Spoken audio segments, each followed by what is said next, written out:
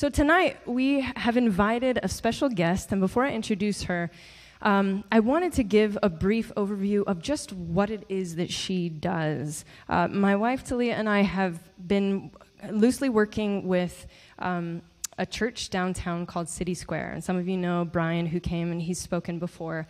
And they're a kindred community, if you will. We're really passionate about a lot of these things that we see in this world, in our state, in our city. And so he was the one that really, that man is inspirational. He's got a heart of gold, and he said, there's something I think you might want to be involved in, and we need some help. And when he told me about this, I didn't know what we were getting involved in. I hadn't a clue what this was. I just assumed your typical kind of soup kitchen, you just show up and you serve some meals. Not at all the case. It could be, but there's way more to it. And so I want to give you a high-level overview of just what this company, All Hands AZ, is doing and how they are grassroots doing some powerful change. So let's go ahead and watch that video first. I want to introduce Jen Buck, who is the executive director of All Hands AZ. She told me she's only been doing this for about 8 months, and you would never know.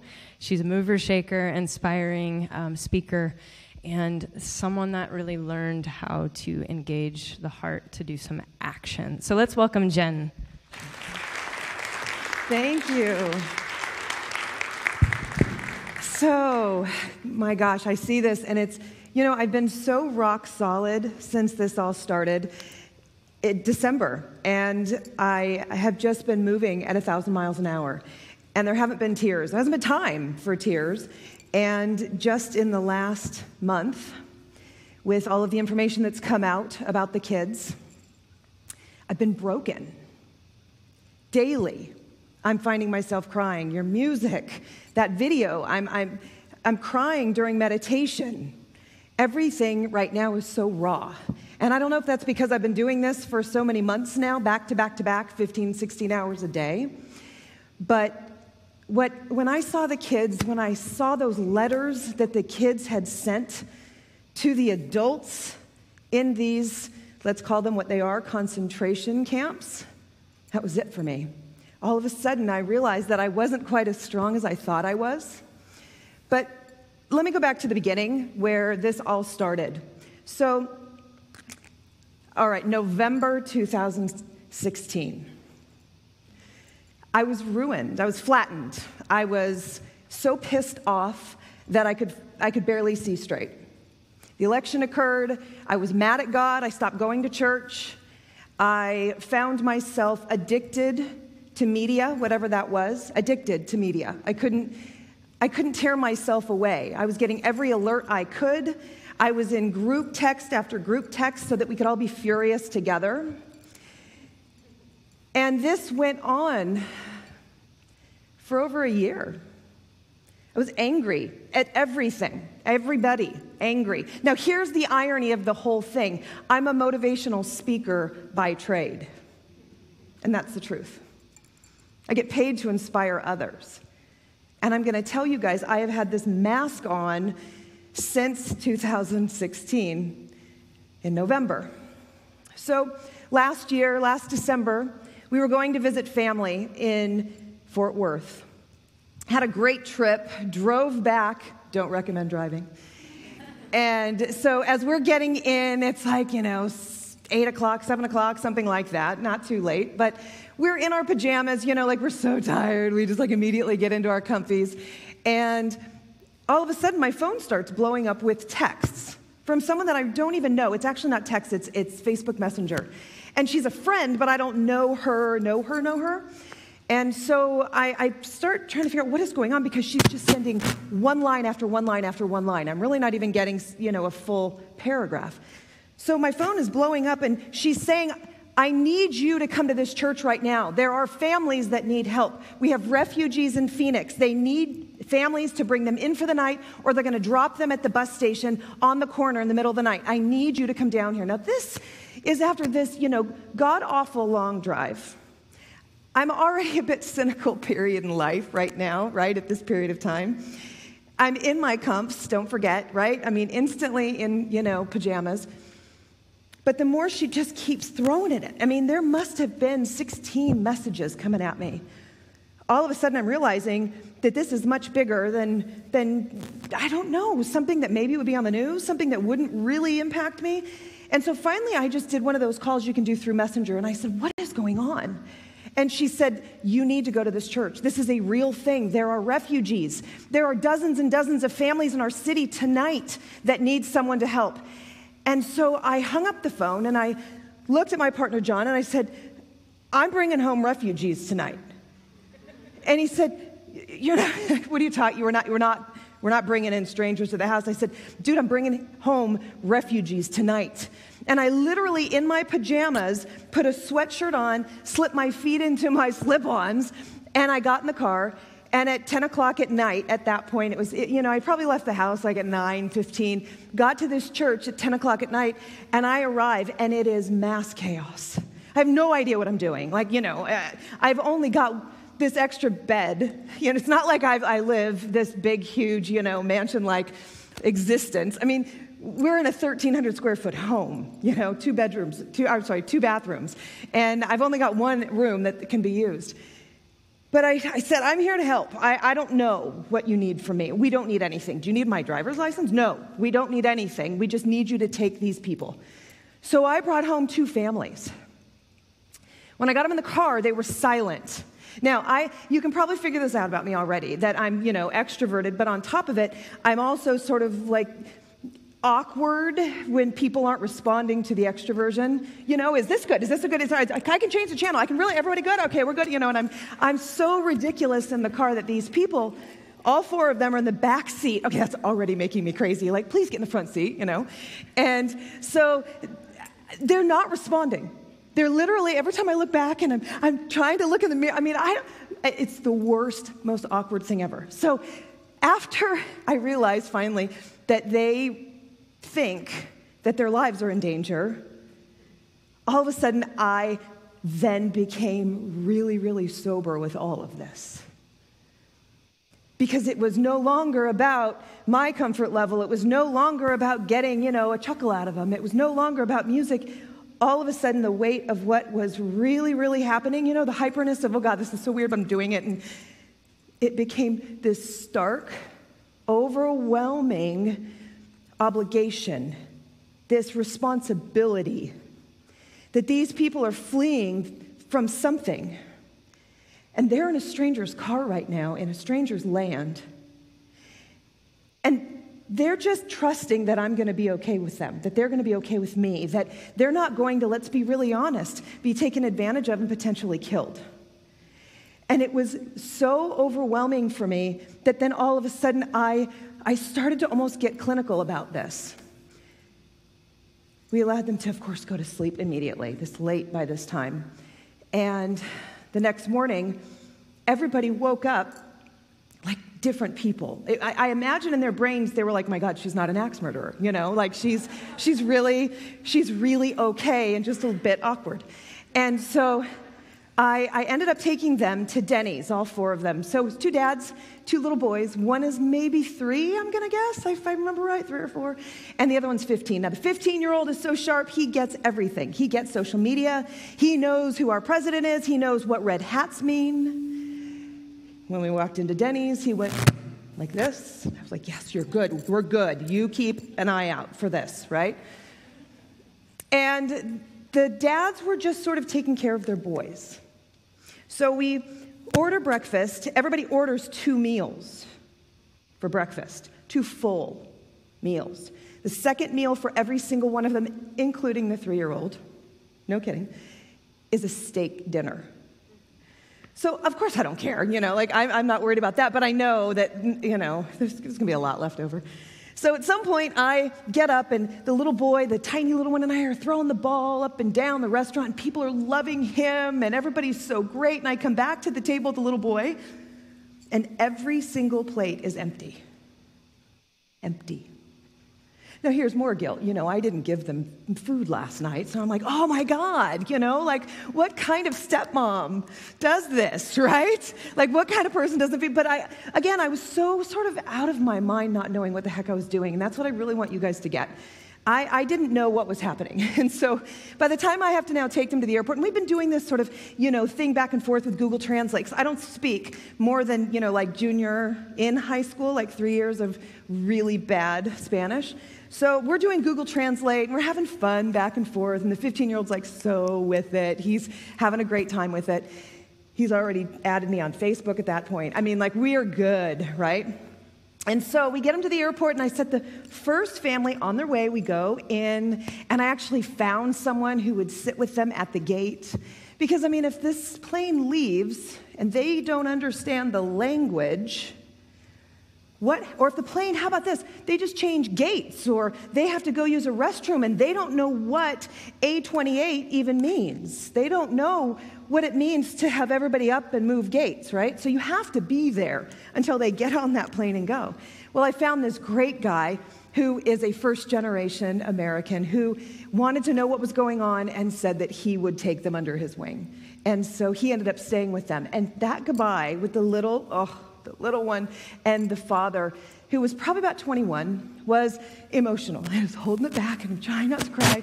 But as I'm walking away, I'm just trying to pull it together. Well, then I've got to take the second family to the airport. And so when we get there, this is the teenage boy who I love, and the father had never spoken. There were times when I was passing my phone across to him, and I would show him, because at first I was a little bit nervous about Google Translate, like te donde and me gusta. You know what I mean? Like I don't really do that, but you know what I mean, right? And so I'm nervous, and so instead of doing it and like really getting into my trills and all of that, I was showing him the phone, the dad of this set of parents, of our family member. And he would just smile. And he wouldn't respond. And I'm thinking it's not a yes or no question. You know what I mean? Like the nodding, I don't know what's happening. And I finally realized he couldn't read, this father. He's from El Salvador.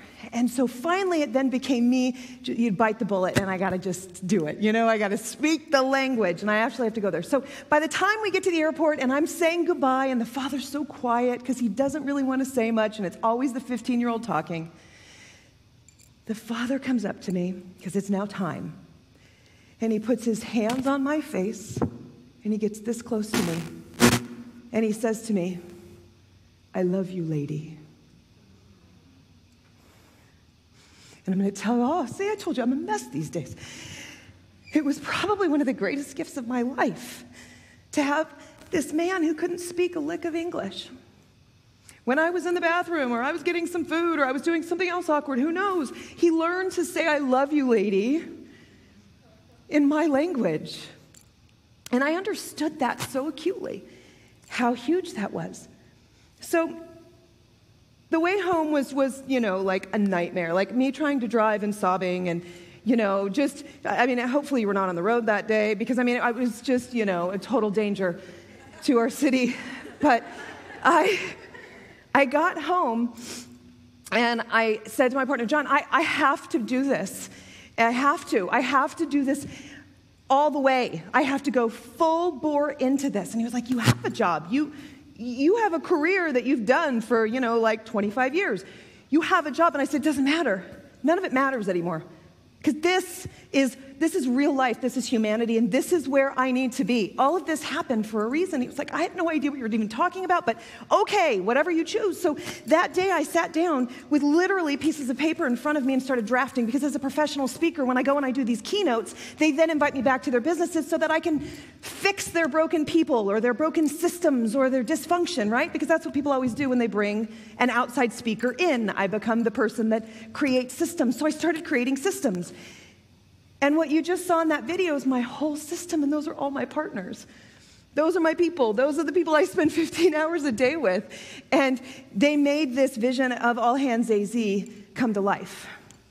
So All Hands AZ is the only, of every single aid group out there, is the only one that nuts to bolts covers every single function or service that's needed in this process of helping the asylum seekers as they come up from Yuma.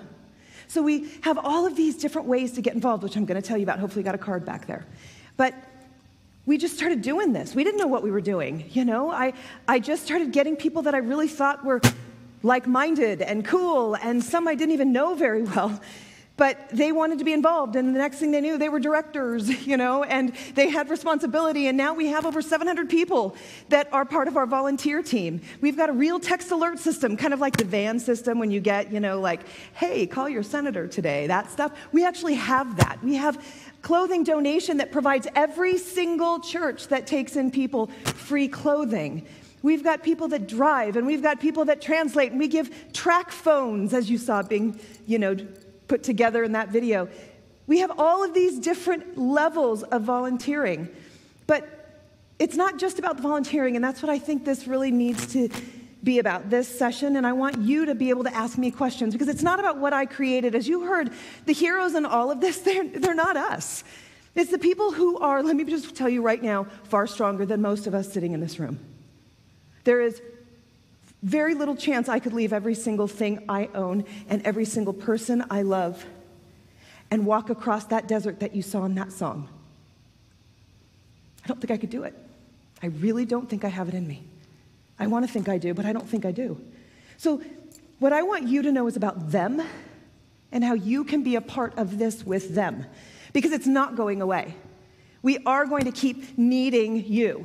We do need people to get involved. So if that first screen that I have, if you can go to the next image for me, is going to give you some of the numbers that I think are important for you to know. So this is a little bit shocking, actually, as you look at this, because we in Phoenix, here in Phoenix alone, we've received since January, well, let's jump over to the right here, 45,000 people into Phoenix alone since January. But here's where the mind-boggling, even mind-bending stuff happens. The migrant pattern shift right now during summer, because it's so hot here, and imagine doing that journey across that desert right now. The migrant patterns actually decrease during this time of year. And they pick up again right around the beginning of October. From October to January, they had 45,000 people enter our country. Enter Phoenix. In those 3 months, they did what I've worked with in, well, the last 7 months or so. Granted, I've been doing this since December, but you're getting the picture here, right? So we here have taken in almost 100,000 people. We are right now seeing a decline. Normally, we're at about 250 to 300 a day. There have been times when we've actually taken in far more than that. We are right now, though, in this very minute, this very week, seeing really weird numbers. Like last week on Thursday, we had 19 people show up, and 17 of the 19 were Mexican. To give you another idea, since January, I've met 2 Mexican families. So, is it remain in Mexico? I don't know. Is it the migrant patterns, the travel patterns? I don't know. I do know that the Beast, you guys have heard about that train that comes up from Central America but goes through Mexico. You've probably seen that. It is literally packed with people. People hang on the sides. People ride on the top. It's an incredibly treacherous ride across Mexico. It's still packed as of 1 week ago. So where are they? And I say that to you because I don't know. I truly don't know. So the numbers will go up. But if you look at what that looks like in your city every single week, we're talking about anywhere from, let's just say 1,400 to 2,100 people every week into Phoenix. This is not Arizona. This is not plus Yuma and plus Tucson. This is Phoenix alone. So our numbers are huge. And there's a great need there. Luckily, we've got this amazing coalition. It took us until about a month ago to really like each other and play well in the sandbox, but we are so good now. And we all love each other. There aren't many of us, and so when everybody wants to be the boss, of the sandbox, it's tough. But we all really do love each other now. So there is a lot of good stuff happening no matter who you decide to go work with. Everybody is just phenomenal. Hearts in the right place. But I do want you to know that what we've got right now in our numbers, they reflect a very, very different picture than who will actually stay in this country. So I have heard both numbers, and that's the only reason both of those numbers are up there. I've heard 9%, and I've heard 12%. I have not heard between 9 and 12%, but I decided to do that because those are the two numbers I've heard. What that means is somewhere within 9 and 12% there is truth to how many of the people we see every single day coming through our state will actually be approved for asylum. They will be granted permanent asylum because they have met 5 categories that show that they are at risk. There is some kind of persecution. And by the way, being beaten by a family member, a spouse, whoever that might be, is not one of the 5. No matter how absolutely horrific those daily beatings are, those aren't a part of the 5. So the 5 have to do with religious persecution, political persecution. Has to do with gang violence and what's happening. It has to do with, if you think about Central America, being gay in Central America is absolutely going to put your life at risk. Being anything other than cisgendered, heterosexual is going to put you in a position that you could potentially be killed because of who you are. So there are 5 very simple, small, teeny tiny windows that they have to be able to get through to stay here. And that's why those numbers are so low, because most don't stay.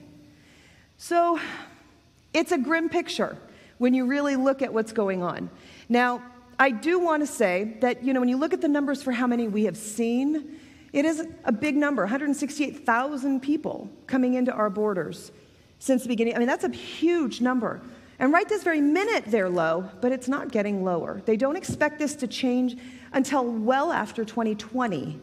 Well after 2020 is what I heard from ICE. So let me ask you this. Why do you think the number one reason, or what do you think the number one reason why people are coming here is? What do you think it is?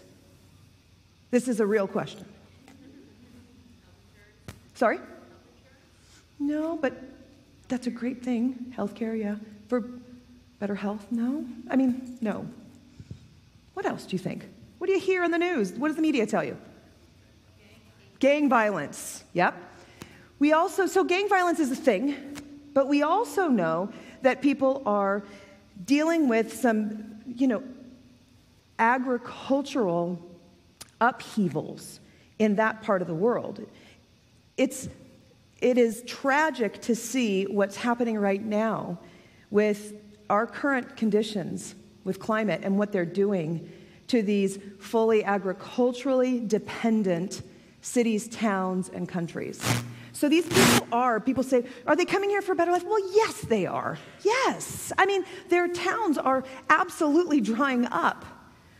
But here's the number one reason, and I shouldn't even tell people this, but I do because you need to understand the severity of what we're dealing with. I was in a meeting with ICE in February, mid-February, and he asked the exact same question. Of course, I said, like the gang violence thing.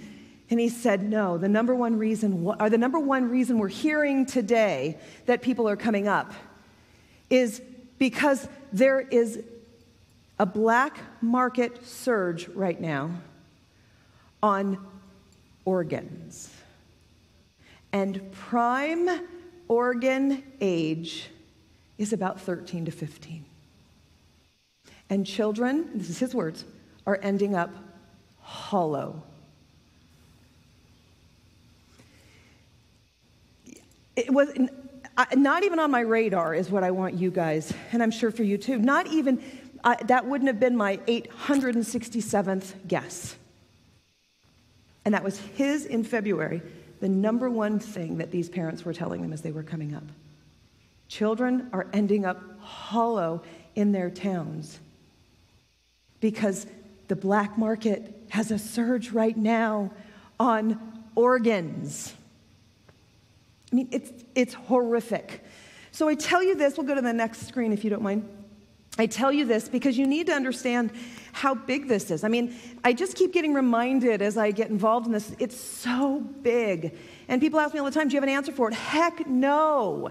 I don't know anything about immigration. I couldn't tell you how to fix it. All I know is I left the church because I was mad in 2016, but right now all I know how to do is be God in my own heart, in my own actions, and in my own way to those that are in need. And I don't want to say that I feel like God. Please don't take that way. the only thing I know how to do is act out like I think I'm supposed to act, is to be there for those who need me. And when you start looking at some of these numbers that I give you, you start to realize how huge the need is in your city, in your town right now. We've got people that are still coming. We've got people that are still being dropped off at the bus station, although luckily that's slowed down in the last couple weeks. I mean, we were literally dropping hundreds of people a day off at the bus station. Guys, I want you to understand that this is so huge, this whole thing that we're doing, that this Patriot movement, Arizona Patriots, whatever, we actually have people who were picked up at the bus station.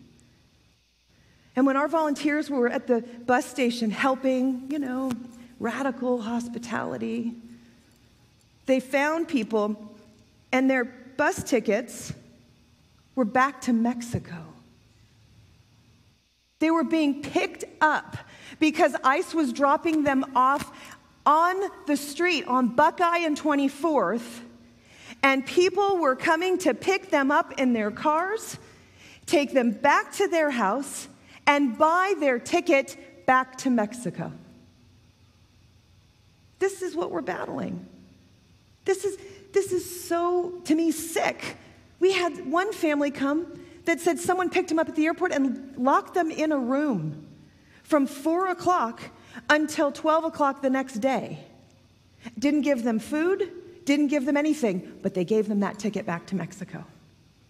These are our neighbors. And this is why I'm sold. I'm in for as long as I need to be in, because this is not the kind of world that I'm going to be okay with and just sit on the sidelines for. And I tell you this not for shock value, but because, my God, this is our city. Who would have thought, right? So we've got some big numbers up here, and I think these are probably things that you might find fascinating. We are not right now seeing the largest surge of asylum seekers in our country. I think people think we are right now. We're not. We're not. And if it's not Central Americans, it's going to be Haitians. And if it's not Haitians, it's going to be Syrians. And this is the migratory pattern that this country sees yearly, because we believe that every human has a right to claim asylum. Everybody has a right to claim asylum. So I just want you guys to know that the people that we are working with are 100% protected under the Constitution, as are you if you're working with them. I work every day with ICE. I wanted to hate them. I wanted to absolutely malign them and say, I knew they were going to be a bunch of, I was dying to. And in fact, the people I deal with are incredible. I have three people that I interact with, but really two that I regularly interact with. But of the three that are part of that sort of trio, every one of them are first-generation American and chose to do this work because they wanted to work in a system that allowed them in, and they wanted to make sure that these people were treated humanely. Now, I'm not saying that everybody is that way, but I'm telling you right now I wanted to hate them, and I don't. I don't. In fact, I think that ICE, and yes, I know ICE raids and all of that, and that's something, and I've got that going too, if you want to talk to me later about that. But the ICE portion of the process is just one small process. What you're hearing about is Border Patrol. All this stuff you're hearing about is Border Patrol. They're there from anywhere from 3, it's only supposed to be 3, but anyway, 3 to 15 days, and then they go to ICE for about 24 hours, usually more like 12. That's where they're given the ankle bracelet, and that ankle bracelet makes them a documented immigrant. So they have to wear that for a year. So I tell you this because ICE is a very small piece of this, but ICE is really sort of the organization, the order, sort of to be able to identify where people are at. Okay, that's what they do. So I want to get some questions from you, and I definitely have things to tell you about how to get involved, but I know you have questions because I've told you some stuff now, thrown a lot at your wall. I realize, and I'm sorry. But I want you to be able to ask me those questions, and I definitely will tell you how to get involved. But what can I answer for you? Yeah, please. When you said the families, the very first 2 families that you rescued, and you put them on airplanes, where were they going? One went to San Francisco and one went to Atlanta. Did they have connections, or did you make connections? So the way that it works is, great question. The families pay for their tickets. We call them sponsors. The sponsors pay for their tickets, whether it's via plane or bus. We prefer plane. And, not that I'm a control freak or anything, but if they go via bus, it can be 5-6 days. And they also have to change buses. Okay, I can barely handle them in an airport, meaning like my heart breaks at how it must be so overwhelming, right? Think about someone having to know when to get on and off a bus over a 5-6 day period, plus their court date with their first ICE representative is in 10 days. If they miss that court date, they are automatically ejected from our country. So I don't want anyone, number one, to miss their court date, but number two, I don't want them to be, they could handle it, let's all be honest. Like I said, they're way stronger than I am, but I don't want to add any more to it, so I figure if I put them on a plane, and I tell their family members, let's just do the plane, man. It's going to cost you $200 more, but do the plane. We can get them there quicker with less stress and all of that. So does that answer your question? Their family has already made arrangements. No. So what happens is they get a call from Border Patrol. Border Patrol does an initial background check. Are they wanted in their country? Are they on any of our American lists? Have they tried to come in our country before? They do an initial vetting. During that time, they also call the sponsor. You can't come in right now without a sponsor. Someone who will allow you to live with them for the next 12 months. And so that sponsor is also told by the Border Patrol employee that you can be expecting a call within the next 5 days or so by a church. And they will have you buy their ticket. So start getting yourself ready now. So they're alerted to this before they get to us. So by the time we have our translators jump in and start coordinating travel, it's sort of just an expected call. They knew it was coming. The group we had on Thursday, I told you we had 17 out of 19 of the people were from Mexico, and one family was 15 people. 15, and their family lived in Mesa. So this woman comes, and to see what we never get to see, never, to see this woman seeing her sister, her brother, the brother-in-law, her cousins, the grandfather, or the father, to watch the joy was, oh my God, you thought I was teary tonight, forget it. I was just an absolute disaster on Thursday, but it's a beautiful thing to be able to see that, but we rarely get to see it because 99% of people fly out. And it seems to me most are flying to the southeast. That's what I noticed. The pattern is definitely to go southeast. Don't know why, but it is. I mean, I have my guesses, but yeah. Well, you mentioned that the percentage of people actually get processed is very small. Mm-hmm. And we also know that the vetting process, and it's not done properly or timely. Mm-hmm. What happened to the majority of the people who are? So if they don't make it to that hearing or that meeting, they literally are flagged. So they have these ankle bracelets. They put it on one family member, and the working parent, sorry, I realize that you and I are like playing behind her head. No, you're good, I'm sorry.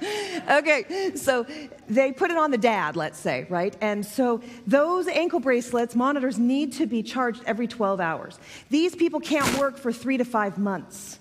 Now think about this. If you are going to work, which let's be honest, a lot of them do. They're not supposed to, but a lot of them do.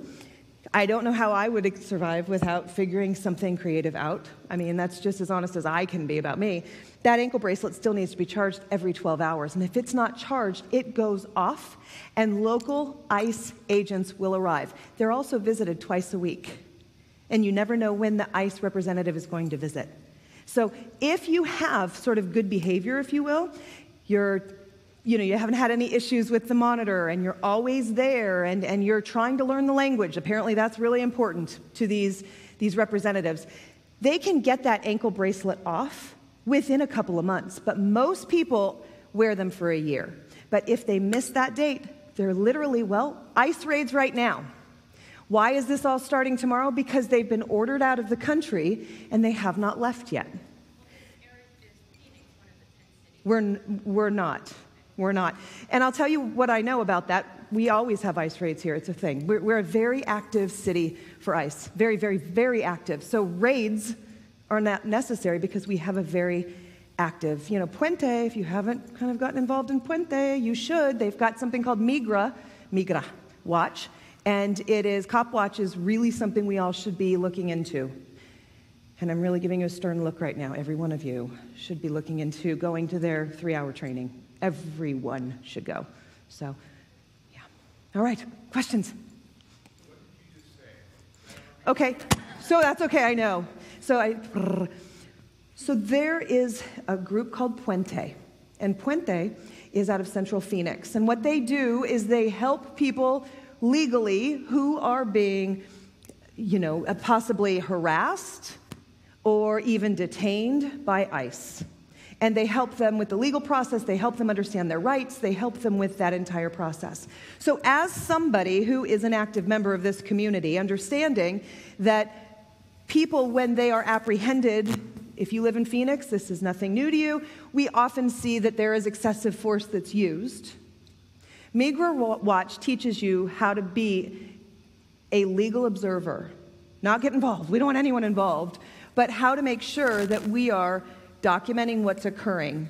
And so they will put calls out to say to their people who've gone through their trainings, hey, we've got a situation happening over here, no one is there documenting, and they'll put the call out so that people can show up as legal observers only. So you can give video, for instance, or notes, but never to get involved. But it's something that in our community, I think it's incredibly important that all of us are aware, educated, and understanding how active ICE is in this city in particular. Does that help?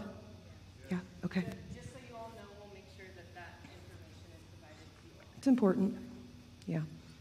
Yeah. So the families that we're seeing right now in these concentration camps, and the ones that end up at churches, what happens in that process to where some end up in churches and need help, and the others we're seeing in these horrible places? So almost all, okay, so there's two things happening right now. So just on Thursday, I had a complaint that I was able to put through. And she knew his name, she knew the day, she knew the date, and the time that it actually happened. So I had those pieces of information, and I was able to put through a formal complaint about how this officer was treating her. She was there 5 days. And in those 5 days, he had gone way over the line. If anyone ever touched my child or said the things that he did, I'm your God, I'm in charge of your life, America doesn't want you, you're filthy, you're worthless, you're useless, no one wants you here. I was able to document, and then it was a little more gropey than any other officers had done, and he laughed the whole time. So I was able to put through that information. It's 5 days. 5 days. So these complaints are not coming from people who are staying for months and months and months, usually from adults with children, because the Flores law says that you have to have people in your custody for only 3 days, but if you're in what they call like the red zone, which is when they're overpopulated, we're in the red zone, they can stay there 5 days. They're still blowing that. They're still way over that in their numbers. We're in the 11, 13, 15-day range very frequently. So it doesn't matter how long you're there. If you're treated poorly or if you are, I don't even know, if you're harassed, if your food is withheld, if your blanket is taken away, I mean, it doesn't matter what, it can happen in 1 day, right? The children, the unaccompanied minors, are the ones that we're hearing about right now, all the letters that came through that no one did anything with. These letters are dated from a month ago. Those children oftentimes were with parents, but for whatever reason, they were split, and the parent went back, and we all know, they didn't take care of this and keep track of it. So those unaccompanied minors stay longer and oftentimes get adopted out, we're now seeing. Yeah. And so we also have adults. Now, if you come as an adult, sorry, and I can be done, you guys just give me the anytime. Okay, so the adults that come without children. So this is what the Patriot Movement likes to say. Don't you notice that it's all men coming with little children? Are they kidnapping these children to come here? Okay, it's absurd for anyone to say. I see these boys and their dads and daughters and their dads. I see them. I see the care, the love. They love their children no differently than you do. And I'm going to tell you a little something. They're actually probably 10 times more protective of their kids after what they've gone through than I've ever been with mine. I mean, the level of protectiveness is huge. You have to be trusted. You don't just go up and start playing with babies. I mean, these people have been through the ringer. And so all of that to say, if you don't have a child, Or if you've been separated, if you have a family of 3 and they let mom go with the child, and for some reason they separated that family, who knows why, dad is put in long-term detention. It's almost impossible to get into America right now and claim asylum without a child. Almost impossible. We just had a situation happen last Thursday where there was a little girl 9 days ago. No, at that point, it was 9 days. So what are we, like 10, 11 days out, whatever. And this family of 7 had been living in Guatemala. And the father had left 2 years ago because the gang was after him. And so as he was living here and all of that, they found out that their 17-year-old son, and he had moved the family in with another family member in a different town, a different region of the country. So one day, they had someone come to their home and say that the gang had found them, and they were now coming after the 17-year-old boy. So the single mom, because the dad's in America, and her there were 7 people, so whatever. All these children, 6 children, they all left. Or was it 5 children? It doesn't matter anymore. But the point is they all left with nothing. Not a change of clothes, not anything whatsoever. They got money from the family they were living with, and they left literally immediately. So as they walked across Guatemala to get to the Beast, right, the train, and the train was packed. So they told them they couldn't get on. Now, she had her youngest was 6, a little girl, and then everything up to 17. So they told them they couldn't get on the train, and so they talked them into letting them sit on the outside of the train. You know that little, okay, I have to think about cartoons for this, but right, outside where the 2 trains connect, there's the little railing or whatever, okay? So apparently they did the whole ride out there. Well, at some point, the little girl fell asleep and started to roll off the edge, and the brother caught her by the shirt. And when she was flailing, I guess she went to grab the hitch between the 2. And as she grabbed it, the train happened to lurch, sliced off all her fingers. Gone, completely gone, halfway down her hand. They stayed on the train for days. They made it to America. One of the family members gave a shirt. They had this makeshift tourniquet. They made it to Border Patrol. Border Patrol saw that this was a huge deal, sent the mom and the daughter up to Phoenix Children's. All those kids had to go into a facility for unaccompanied minors. So it's not necessarily something that is weird and confusing. I mean, it's just as simple as a child was hurt and the mom had to go with her to the hospital. So the good news is we have been given by an incredibly generous and gracious man at All Hands AZ. We've been given an health insurance donation.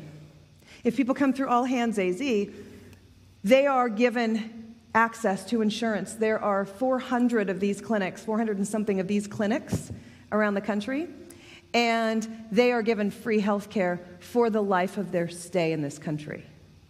So when all of this occurred and we finally got the call from Border Patrol saying, okay, so this family has 2 options here. Either you're going to take them, or we're going to send them back to Yuma, connect them with their family, and send them back to Guatemala. That family, who just ran up because of the gangs, of course, the coalition said, bring them up, bring them up, bring them up, and we got them in a hotel room for the night and got them to, of course, over to our church where we had more doctors look at them. But what we also did was we went through the insurance. We started calling to where they're going in Miami. And we found the doctor, and the doctor said, I'll do the referral right now. And they started talking to Children's, and she is going to have in 5 days surgery on her hand. God willing, if she shows up, the doctor told her if she doesn't show up in 7 days, her entire hand will have to be amputated. That's how severe this is. But that donor potentially saved that little girl's hand because he gave this free medical care donation to us, which is probably worth millions, right? So there are these really great sides of it that have restored my soul, and I often tell people that, this has saved my life. Every ounce of this has saved my life. I was mad at God. Now I am one with the big guy. I am so good. I am still not going back into, the space quite yet, trusting man. but I'm good with where I'm at because I feel like I am living my purpose. I feel like I'm living a bigger purpose every day because I see the good every day. And the good far outweighs the bad, you guys. Far outweighs the bad. If you can real quickly turn to the next screen, I'll show you guys what is on the card outside. So you don't have to write this down, you don't have to take pictures of it, but just know there are, go ahead and hit it one more time for me. There are lots of ways to get involved. And there we go. We have lots of ways to get involved. If you are interested in doing the family hosting, you can do what I did. It is beautiful. You don't have to speak Spanish. These people are incredible. They will change your life. And I know that's a big step. So I probably should put that at the end of the list. But, you know, it's probably the best part of the whole thing. Probably the best part of the whole thing. So then we've got translators. Do any of you speak Spanish? If you do, we need you badly. We need you badly. So our Spanish speakers, they're necessary for everything that we do. We have to have them not only to help us keep this thing going and know what these people want, but we also need to be able to make those travel arrangements. And so you can actually see up there travel coordination. Travel coordination happens right there on the spot. Sometimes people will say, oh, I'll just go to my local bus station, or I'll just go ahead and get online. Most of the time, they say, I have no idea how to do this. And I've got my laptop right there, and I've got a whole bank of people, 10 people, all Spanish speakers, who just sit there and make all of their reservations for them. So if you can do it in your house in 15 minutes, you can certainly do it under these conditions, you know? So we also have drivers. Now, every one of you, every one of you should be able to get involved here. The driving is really cool. We have people that come to the churches, and we need somebody. This place does not like me now. I told you, I haven't been in one of these buildings in a while. I'm kidding. Kidding. So I have them at the church, and I need someone to pick them up and then take them to either the bus station or the airport. So it's just being able to be with them on their last mile. So all the hard work that we do in the churches to help these people, you totally get to enjoy that saying goodbye to them, which rocks, because that's where all the love is expressed at that moment about how grateful they are for you people. So it's really great. And it's also something I tell people a lot, that there are two areas here that are gateway drugs. Warning, that if you either decide to get involved as a driver or do the on-site volunteers, you're going to be hooked. You're going to be hooked, because being around these people with that level of gratitude, it's a celebration. You made it to America, right? It's all about happiness and joy, and we have face painters come in. We have tattoo artists that come in and paint the kids' faces. We have music therapists that come in and they bring their drums, and we do these huge drum circles, and we all sit around and we play music. We're horrible, but we're all crying and laughing and having this great time together. We have art therapists come in, and we just draw, and on the ground, we're going for it, right? We've got teachers that come in, and they play games, and they bring their kids. It's all about fun. It's all about joy.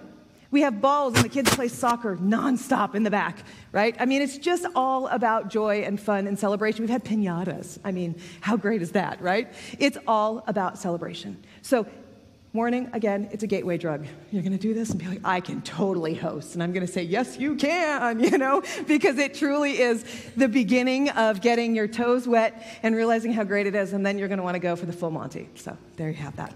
All right, and then, of course, we've got the clothing storage. We have the only clothing storage of everybody that works within the entire system, and it's donated to us. We have never paid for it. We've got people that go in and give us all of their clothes, and then we have people that go in once a week or so, wherever they feel, like doing it, sort clothes. We have this whole little system. We put everything in boxes. So the churches, we give them the code to the place. They can come anytime they want.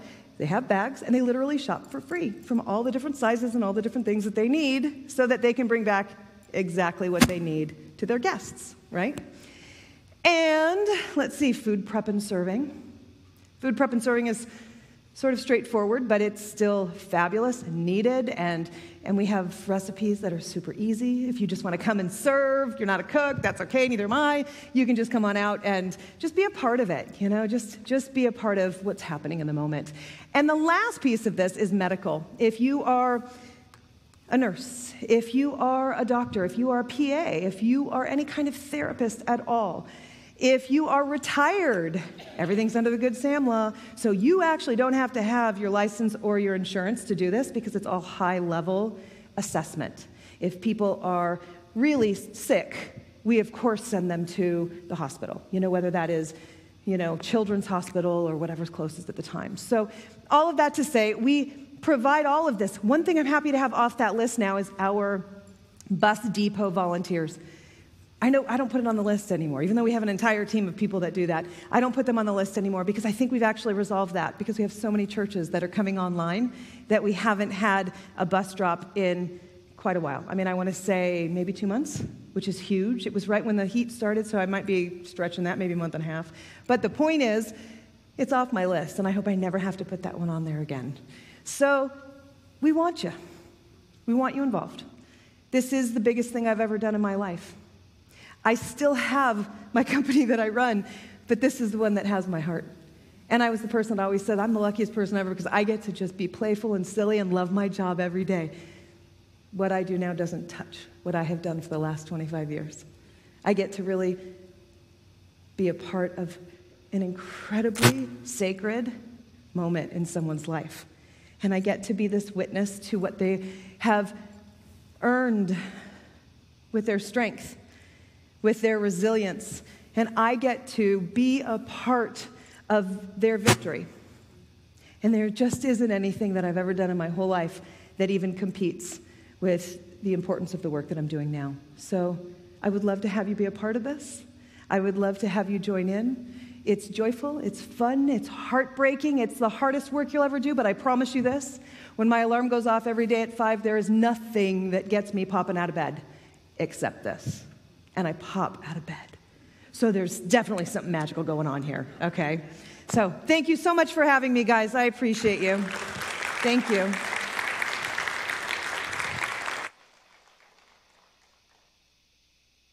Jen, real quick. So with that, there's a lot, right, that we poured at people. I know you'll have more questions, and we will certainly do our best to keep answering those. What is the best way? Should they go to the website? Yeah, sorry. Yep, forgot that piece. Yes. Yeah, So, because and I'm just speaking from experience. Yep. You're not kidding. You walk into something and you're like, I don't even know what I'm doing, because Talia and I have done this numerous times, and you walk in sort of like, I don't feel equipped. Well, nobody's equipped for this. And so knowing what's the best way to get people to sign up is probably the biggest key. Yeah, so we have a website. As I mentioned earlier in the video, we don't have the ability to have like a Facebook page or, things that are out in the open. We have to keep everything very private, so we can't tell people where our churches are until we know you. Everything is all on a referral basis. We don't just take people that say, hey, I saw your video online, can I do this too? No, we also do background checks on people, and we pay for that. And it's a very high level, but it's basically just to I have all of my ASU kids scour your Facebook to make sure you're not a patriot. There's my truth. And then I also have the background check that makes sure you don't have any sexual offenses or aggressive, offensive, or whatever it might look like in your background. That's it. I just want to make sure that, everybody's safe around everybody else. Have I had to turn down one person? No. The only people I turn down ever really are ones that are just randos that I've never met, who can't really tell me how they found us, and they don't. So beyond that, everybody passes. But the point is, we have this website, and the website will connect you. If you go to the website, you'll see that video for sure, but you will also see that there are different volunteer opportunities. If you click on everything you see right there, if you click on any one of those, when you click on it, it will take you to the email that connects you with the director of that particular function. So I've got people that are responsible for all of those functions, and they will get you involved. We have this text alert system that I mentioned earlier. After you have told us how you're connected and gone through the background check, which by the way is like 2 days. If you pass that background check, then we give you a code to get you into our text alert system. And then you're off and running. So, yeah, we'd love to have you if you're interested. Thanks. Thank you. Can we thank Jen for that information? Thank you. I want to, if it's okay, I don't want to assume I know your schedule for the evening. If people have some questions, are you okay talking in the lobby? Because I still know that there's a lot involved, and it might be helpful. You are all free to go. We're going to play a last closing song. If you need to split, you're free to. But we'd like to encourage you to just sort of join in and unify our hearts together on this last song.